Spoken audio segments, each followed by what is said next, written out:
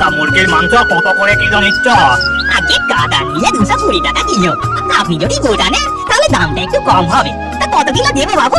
আরে না না, এখন নেব না। আজ রাতে আমার বাড়িতে একটা ছোট অনুষ্ঠান আছে। আমার 2 মেয়ে সোনা আর রূপার জন্মদিন। এই 10-12 কেজি মাংস আজ সন্ধ্যাবেলার মধ্যে আমার লাগবে। তা তুমি আমার বাড়িতে ডেলিভারি দিয়ে আসতে পারবে তো? কোনো চিন্তা করবেন না বাবু, এই সময়ে মাংস আপনার বাড়িতে পৌঁছে যাবে।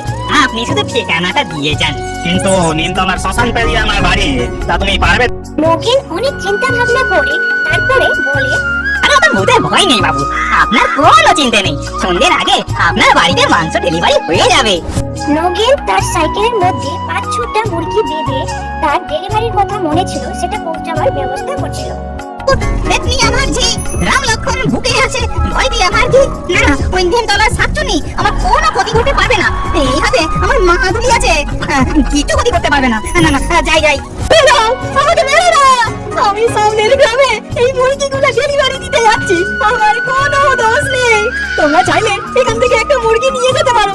আমাকে ছেড়ে দাও, আমাকে মেরে না। একটা মুরগি নেব। উনি শাকচুন্নি নগেনের ঘাড় মটকে দেয়। নগেন মারা যায়। নগেনের মুরগি সব ছিঁড়ে ছিঁড়ে শাকচুন্নি আর ডাইনি খেয়ে নেয়। এই বেটাকে এখনই খেতে হবে না। চল আমরা এর রূপ ধরে পাশের গ্রামে ওই বাড়িতে যাই, ওখানে আরো অনেক মাংস পাবো। কিন্তু সব মুরগি তো আমরাই খেয়ে ফেলেছি, তাহলে এখন কি নিয়ে যাব? এই দেখ আমার কামান।